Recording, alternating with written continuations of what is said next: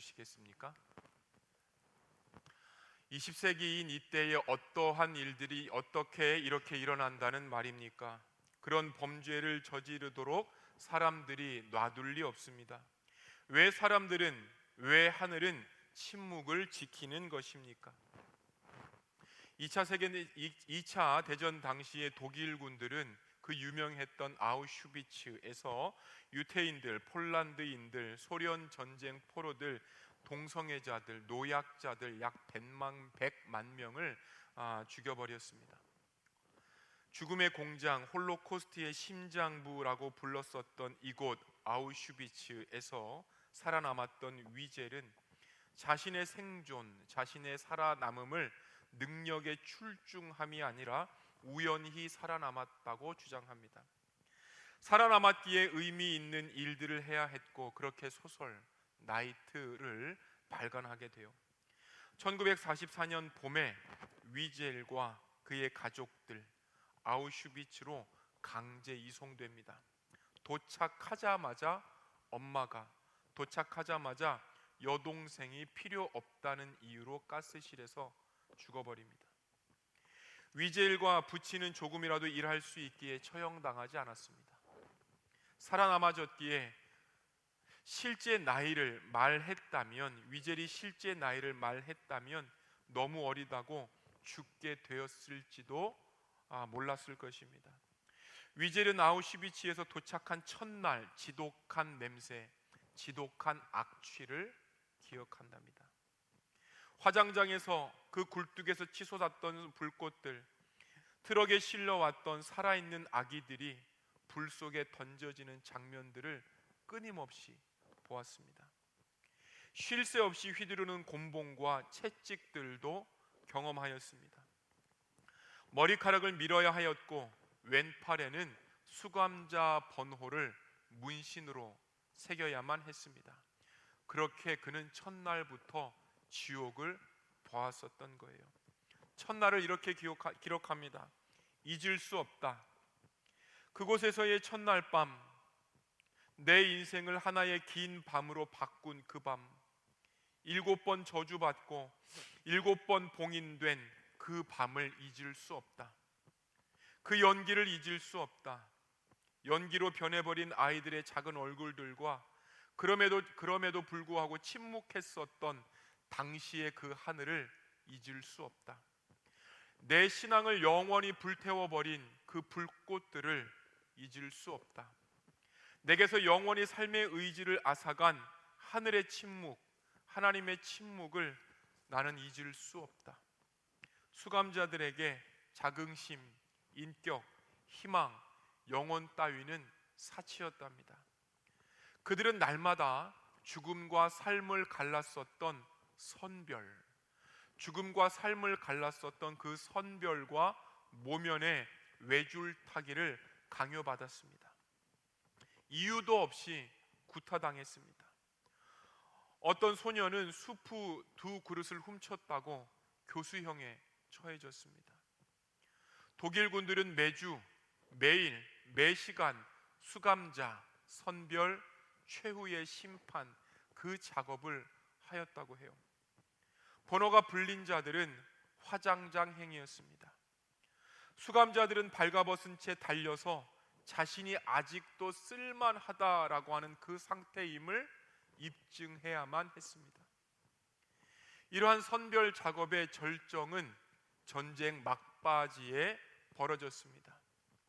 독일군이 러시아군에 패하자 폭설 중인데도 수용주 수감자들은 20km를 쉼 없이 달리기 해서 이주시켰습니다.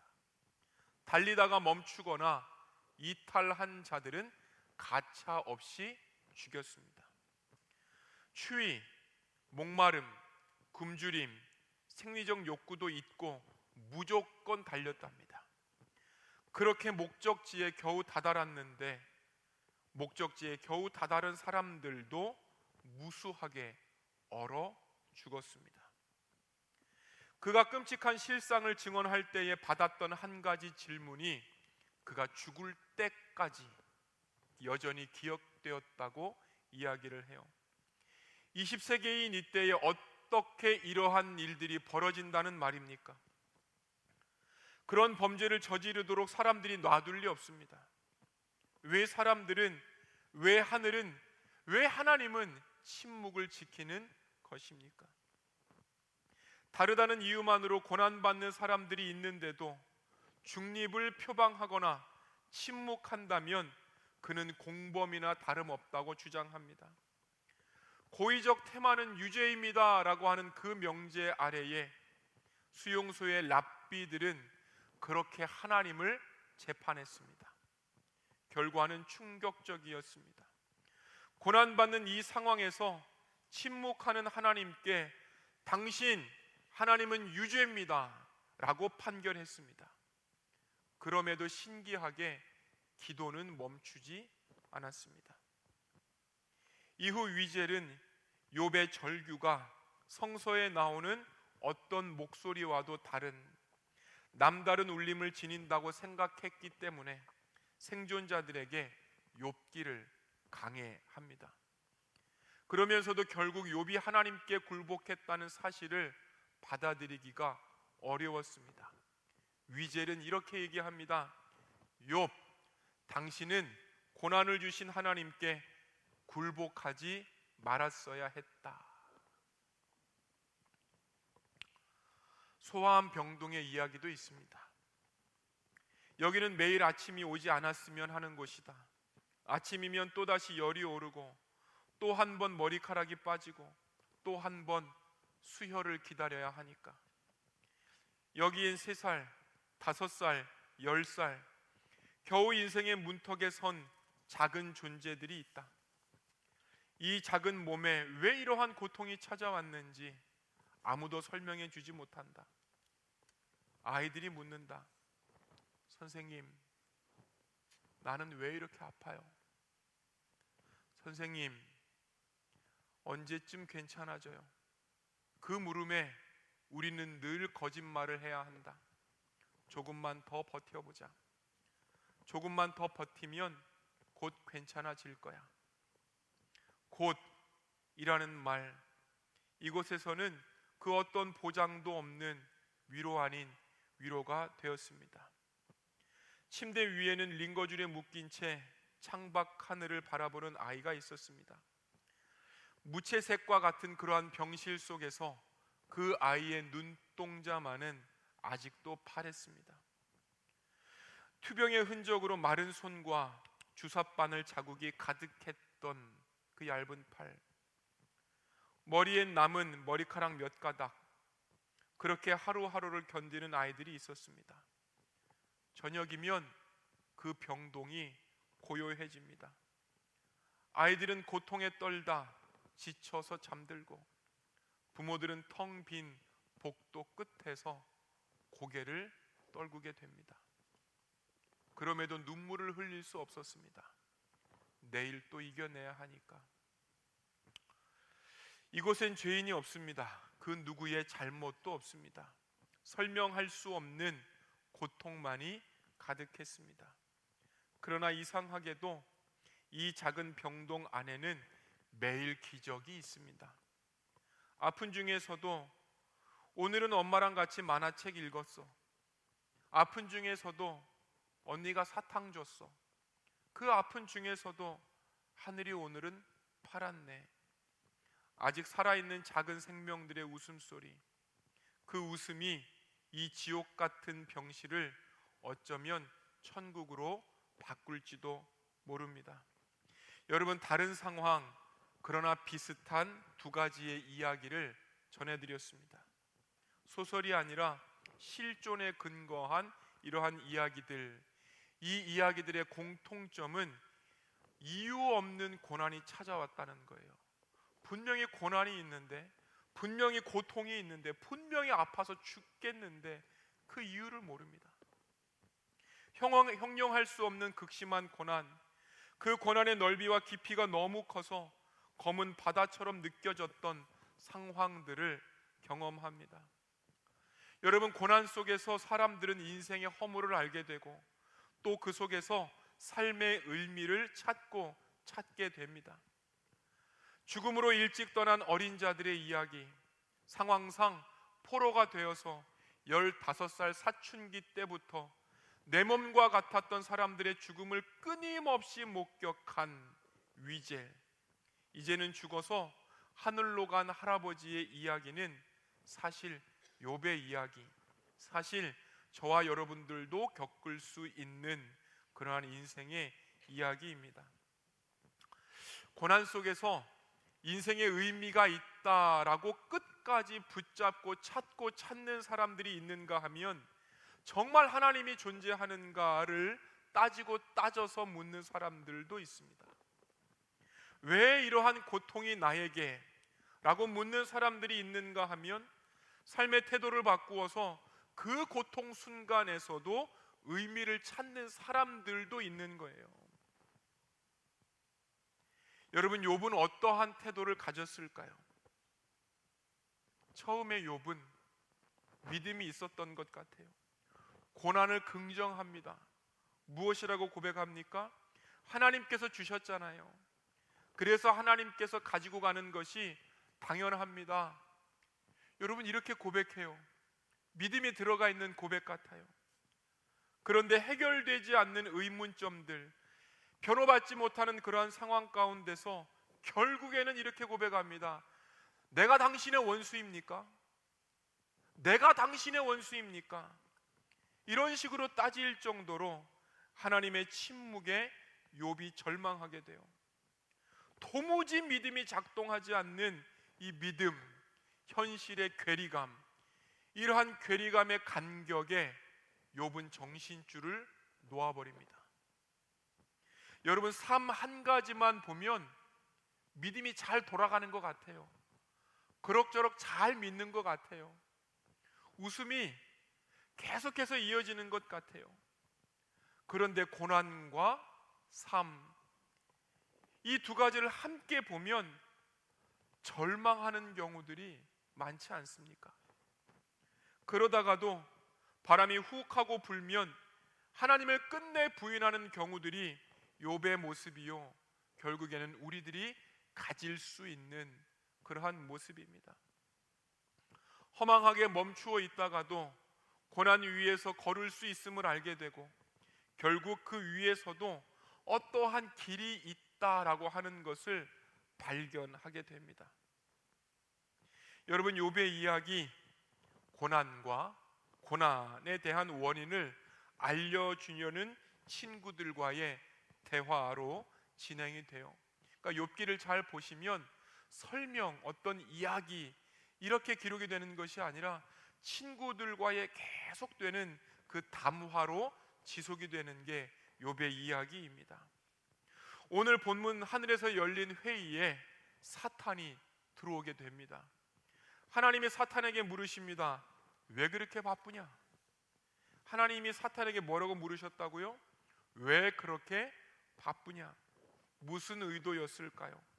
왜 내 통치를 누리지 못하고, 왜 내가 줬던 그러한 자유를 누리지 못하고 이렇게 나서서 휘젓고 다니느냐, 이러한 뜻이에요.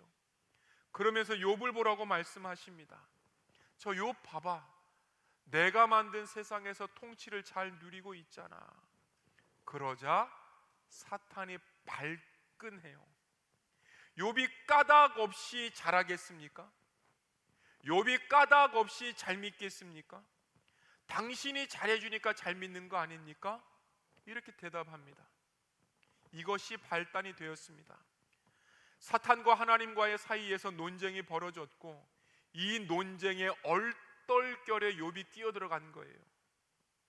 사탄은 욥이 하나님을 믿는 이유가 어떠한 조건이 채워졌으니까 믿게 된 것이다 라고 주장하는 것이고, 그러자 하나님께서는 그래? 그 조건 제거해봐. 이러한 사탄과 하나님의 언어, 이러한 사탄과 하나님과의 대화에서 욥이 그냥 끼어들게 된 거예요. 여러분, 굉장히 중요한 대목을 말씀드렸습니다. 믿었던 이유를 제거하면 그래도 믿을 수 있느냐? 믿었던 이유들을 제거했는데도 불구하고 끝내 우리의 신앙들이 유지가 되느냐? 유지될 수 없느냐? 이것이 욥기 초반에 드러나는 아주 중요한 주제가 되는 거예요. 믿게 된 이유가 신뢰할 수 있는 그 어떤 것들이 우리에게 주어졌기 때문에 믿게 된 것 아니냐, 그렇지 않느냐.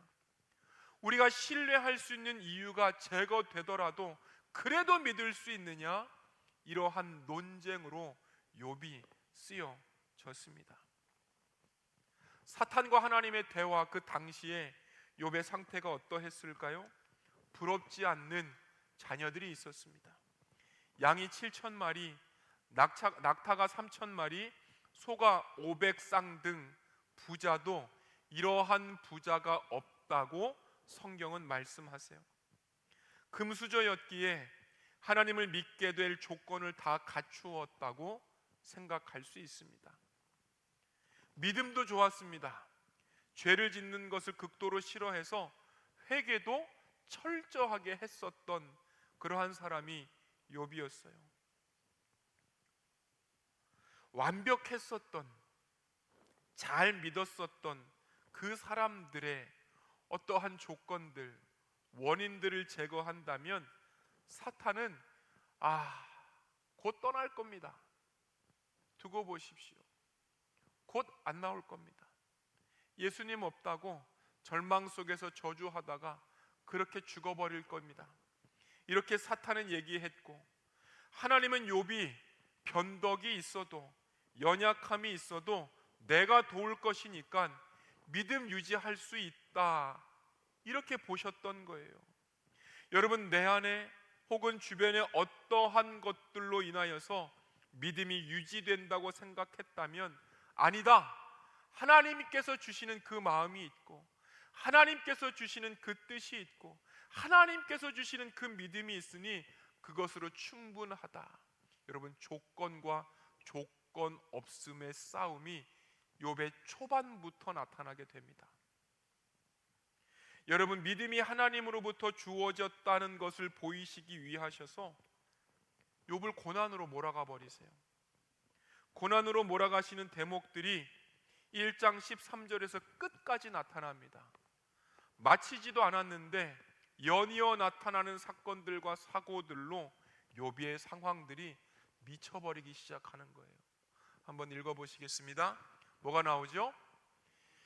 이 일꾼이 아직 말을 다 마치지도 않았는데, 17절에 무엇이 나오죠? 이 사람도 아직 말을 다 마치지 않았는데, 18절에도 나옵니까? 이 사람도 아직 말을 다 마치지 않았는데. 여러분, 무엇이 종료되기도 전에, 그러한 것들을 수습하기도 전에 갑자기 연이어 나타나는 사건들과 사고들이 있었어요. 이 사건들과 사고들의 특징이 뭐죠? 욥의 이해를, 욥의 실력을, 욥의 범위를 벗어난다는 거예요. 감당할 수가 없었다는 뜻이에요. 여러분, 더욱이 결과가 일어났다는 것, 갑자기 연이어서 어떤 일들이 계속해서 벌어지고 있는데 결과가 일어났다는 것, 이유가 있기 때문에 그러한 일들이 벌어졌는데 지금의 어려움의 이유를 모르겠습니다. 왜 나입니까? 이러한 물음에 답이 없는 거예요. 엊그제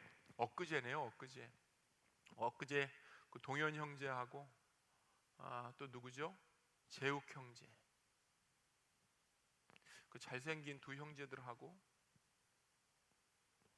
국내 선교지 답사를 다녀왔어요. 그 산불 피해 지역이죠. 안동에 다녀왔는데 대구에서 딱 30분 벗어나니까 까만 산들이 보이기 시작합니다. 이때쯤이면 푸릇푸릇한 나뭇잎들로 산들이 빽빽하게 채워지기 마련인데 검은 산들의 모습에 또 긴장이 되기 시작했습니다. 90분 정도 달려서 도착을 했고 무너진 집들을 철거하는 모습들과 함께 흉측하게 아직도 남아있는 잔해들을 보게 되었습니다. 산 중앙에 위치했던 그 마을과 교회, 산불이 피해가지 않았습니다. 신기했던 것은 산불이 있었음에도 불구하고 그 피해를 본 집들이 있는가 하면 산불 피해가 전혀 없었던 그러한 집들도 있었다는 거예요. 산불이 어떻게 내려왔냐면 미사일이 떨어지듯이 쿵 쿵 이런 식으로 산불이 떨어졌다는 거예요. 이러한 불덩이에 맞으면 탔고 불덩이가 피해가면 그냥 다행인 거였습니다. 불덩이가 피해가지 않고 교회 사택을 전소시켰습니다. 믿는 자들이라고 할지라도 고난이 피해가지 않았습니다. 당시 화재의 현장을 설명하는 목사님들의 설명에 욥이 외쳤었던 왜 나입니까? 왜 이유가 무엇입니까? 라고 하는 그러한 대목이 떠올랐습니다. 왜 그 집입니까? 여기에서 열심히 사역하고 계시는 왜 목사님의 집입니까? 왜 그 집입니까? 믿는 자들에게도 주어진 답이 없는 고난에 이유도 없습니다. 답이 없는 고난, 이유 없는 것들. 욥을 보면 믿는 자들에게 고난이 비껴가는 내용이 없습니다. 잘 믿는 자라고 할지라도 죽은 자처럼 살게 하시면서 죽음을 받아들여라 라고 말씀하세요. 그렇게 죽음과 가까운 존재임이 저와 여러분임을 알게 하시는 거예요. 우리가 언제든지 죽음과 가까울 수 있고 시간의 차이일 뿐 죽은 자와 크게 다를 것도 없습니다. 5분만 코가 막혀도 당장에 죽을 수 있는 존재가 바로 연약한 우리들이에요. 한 번만 치시면 죽음과 다를 바 없는 고통을 욥이 그런 식으로 당하게 됩니다. 그렇기에 연약한 우리에게서 믿음이 나왔다고 자부할 수 없습니다. 연약한 우리가 하나님께 예배를 드려준다라고 말할 수 없습니다. 연약한 우리가 헌신합니다라고 말할 수 없습니다. 연약한 우리가 뭘 해드린다라고 말하기가 교만한 이야기일 수 있는 거예요. 다만 죽음에 가까워진 욥처럼 우리도 그렇게 고백할 뿐입니다. 읽어보시겠습니다. 모태에서 빈손으로 태어났으니 죽을 때에도 빈손으로 돌아갈 것입니다. 주신 분도 주님이시요 가져가신 분도 주님이시니 주님의 이름을 찬양할 뿐입니다. 우리가 할 수 있는 고백이란 빈손이었습니다 라고 하는 그 고백뿐인 거예요. 여러분, 그렇게 고백하고 고난 가운데서 죽을 줄 알았는데 죽지도 않습니다. 왜일까요? 사탄에게 말씀하셨어요. 읽어보시겠습니다. 사탄에게 말씀하셨다. 그가 가진 모든 것을 다 내게 맡겨보겠다.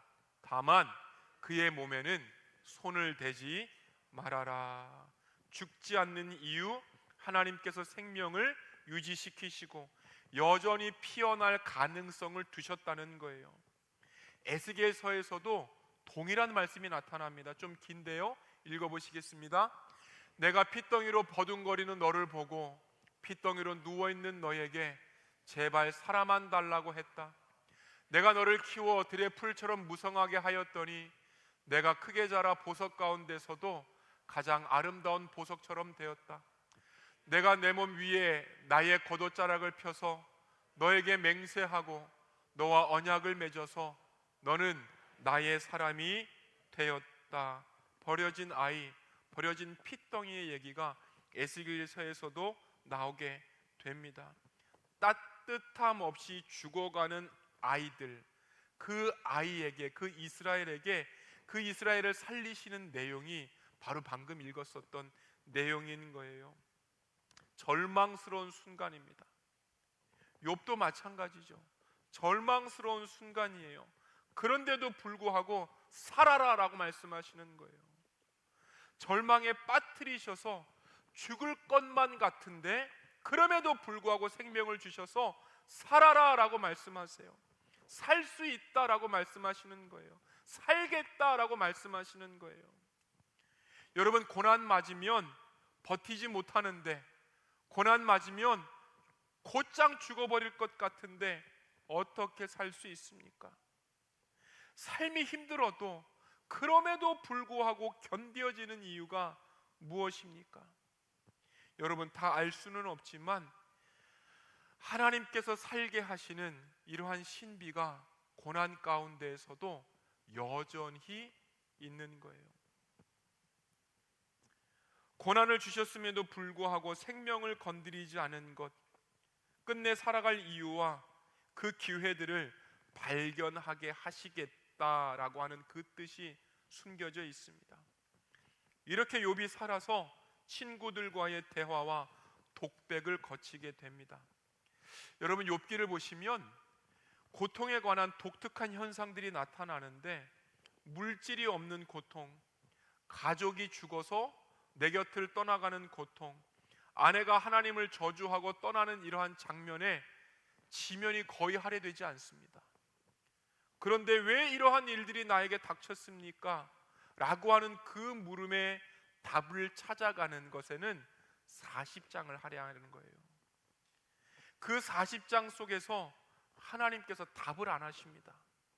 그 답답함, 그 지루함이 욥기에서 고통으로 묘사가 되는 거예요. 박완서라고 하는 작가가 있는데, 그 작가께서 자녀 5명을 낳았습니다.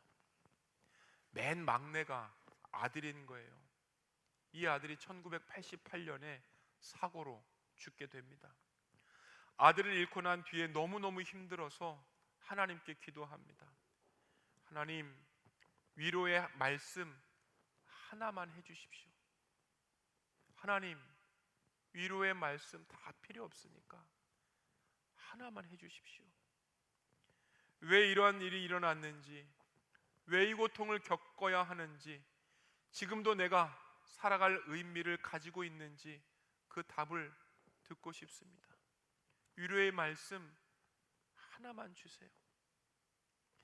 위로의 말씀 하나만 주세요라고 했던 이러한 질문이 시간이 지나면서 하나님 계시기는 한 거예요. 하나님 들으시기는 하는 거예요. 기도에 아무리 진심을 담아도 침묵뿐이었답니다. 침묵이 계속되니까 그냥 무시하고 살 법도 한데 더 절망하게 되더랍니다. 그렇게 절망이 너무 커져서 어떠한 의미도 없음을 고백합니다. 그렇게 시간을 보내는데 그 어떠한 의미도 없다라고 하는 그 시간 속에서 경험 한 가지를 해요. 아주 작은 일로부터의 경험. 이를테면 커피 한 모금, 이를테면 살랑거리는 꽃들, 이와 같은 것들이 자신을 위로하고 있다는 것을 알아차립니다. 그렇게 온기를 느껴요. 절망 속에서 의미를 찾는 것이 영적인 해답, 하나님의 응답으로 찾은 것이 아니라 사는 것 자체가 어떤 선물이다라고 하는 것도 알게 됩니다. 하루를 버티면서 작은 일상과 기억 속에서 그래도 살아야 되겠다라고 끝내는 다짐하게 돼요. 슬퍼할 때는 슬퍼하고 절망할 때는 절망하며 그 안에서 작은 온기와 우연히 마주친 따뜻한 빛에 나도 모르게 절망을 이기게 하는 힘이 바로 하나님께서 이곳에 두셨구나라고 깨닫게 됩니다. 하나님의 침묵 속에서도 믿음이 나올 수 있구나라고 하는 것들을 발견하게 돼요. 여러분, 우리들도, 저와 여러분들도 그러한 순간들이 있지는 않습니까? 아무리 괴롭고 삶이 무의미하여서 미쳐버릴 것만 같은 그러한 상황들이 있지는 않습니까? 아무리 기도해도, 아무리 매달려도 아무 대답도 없는 그러한 시간, 지금 걷고 있지는 않습니까? 대답이 없어도, 이유를 몰라도 우선은 그렇게라도 견디고 살아내는 것이 필요하다라고 하는 것이 이 작가의 응답이었습니다. 사랑하는 여러분, 세상에서는요 답을 찾지 못할 수도 있습니다. 주님을 만나는 그때가 되어야만 알게 되는 그러한 질문들도 있습니다. 그래서 여름의 더위를 그저 견디며 보내듯이 겨울이 왜 춥냐고 그렇게 물어보지 않아도 추위를 그저 견디면서 이러한 것이 인생이지라며 체념하며 살면서 나아가는 것이 우리의 인생일 수도 있습니다. 그런데 여기서만 끝나지 않죠. 성경에서는 그 끝에, 고난의 끝에, 의미 없음이라고 여겨지는 그 끝에 결말을 하나님께서 준비하셨다는 것을 말씀하고 있습니다. 한번 읽어보시겠습니다. 시작. 주님이 어떤 분이시라는 것을 지금까지는 제가 귀로만 들었습니다. 그러나 이제는 제가 제 눈으로 주님을 뵙습니다. 그러므로 저는 제 주장을 거두어 드리고 띠끌과 잿더미 위에 앉아서 회개합니다. 왜 나에게 이러한 일들이 일어났습니까? 왜 나는 어떠한 잘못을 했길래 이러한 고난 가운데 있습니까? 이러한 고난 가운데 있음에도 불구하고 당신은 왜 침묵하십니까? 이와 같은 우리들의 질문, 이와 같은 욥의 질문에 하나님께서 답을 주시기보다는 그저 만나주시는 거예요. 여러분, 만나니까요 굳이 이유를 안 들어도 됩니다. 만나면 질문이 필요 없어집니다. 만나면 궁금하지가 않습니다. 질문이 멈추어지고 당신이 하나님이셨네요. 당신이 계셨네요. 이렇게 바뀌더라는 거예요. 원인과 결과에 길들여진 우리들에게 아주 중요한 포인트가 여기 있는 거예요. 잠시 본문을 탈피해서 요한복음 9장에 가시면 맹인의 이야기가 나옵니다. 태어날 때부터 고난과 고통을 겪었었던 사람이에요. 예수님께서 지나가시다가 맹인을 보셨을 때 원인과 결과에 익숙했던 제자들이 질문해요. 누구 죄 때문에 이렇게 되었습니까? 누구 죄 때문에, 어떤 이유 때문에 맹인이 맹인되었습니까? 그들은 이러한 이유, 그들은 이러한 답들이 필요했어요. 그런데 우리 예수님 어떻게 하시죠? 이유를 말씀 안 하십니다. 이유를 말씀하지 않으시고 그를 만나셔서 맹인에게 연못에 가서 씻으라 라고 말씀하실 뿐이신 거예요. 이후 이 연못의 이름이 어떻게 바뀌었습니까? 실로암, 보냄을 받았다라고 하는 뜻으로 바뀐 거예요. 주님을 만나니까요 이유를 몰라도 보냄을 받았다라고 하는 그 새로운 정체성이 생기게 됩니다. 주님을 만나니까 이유를 굳이 몰라도 여러분 살게 됩니다. 만나니까 굳이 따지지 않아도, 만나니까 굳이 머리를 돌려서 이겁니까 저겁니까 묻지 않아도 살게 되고 살 수 있게 되는 거예요. 새 정체성이 이렇게 욥의 고난, 그 결과의 만남, 그 만남으로써 새 정체성이 생기게 된 것이죠. 주님의 말씀을 한 번 더 읽습니다. 시작. 우리가 믿음으로 의롭게 되었으니 하나님과 화평을 누리자. 또한 예수로 말미암아 하나님의 영광을 바라고 즐거워하자. 이뿐 아니라 우리가 환난 중에도 즐거워하나니 이는 환난은 인내를, 인내는 연단을, 연단은 소망을 이루는 줄 알게 될 것이다. 우리가 잘 알듯이 환난, 고난을 의미합니다. 고난을 통해서 인내가 나오고 그 인내가 연단을 만들고 그 연단이 하나님을 만나면 된다라고 하는 그 소망을 이루어내는 거예요.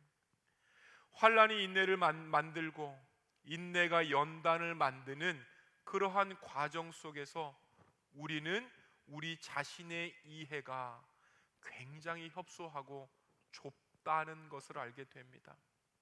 까닭 없이라고 제시된 그러한 사탄의 고소, 그 근거를 깨고 우리의 이해, 우리의 조건, 그 저 너머에 있는 그 하나님을 만나게 되면 필요 없어지는 거예요. 고난의 끝에 이러한 주님과의 만남이 기다리고 있습니다. 고난의 끝에, 환난의 끝에, 인내의 끝에 소망, 곧 하나님과의 만남이 기다리고 있는 거예요. 사랑하는 여러분, 어떠한 길들을 걸으시는지 저는 잘 모르겠습니다. 여러분들이 얼마나 힘든지 저는 잘 모르겠습니다. 그러함에도 불구하고 이미 아시고 그 고난에서 길을 함께 걷고 계시는 그 주님 손 붙잡으시면서 만날 그때를 고대하시는 여러분들 되시기를 소망합니다. 기도하시겠습니다.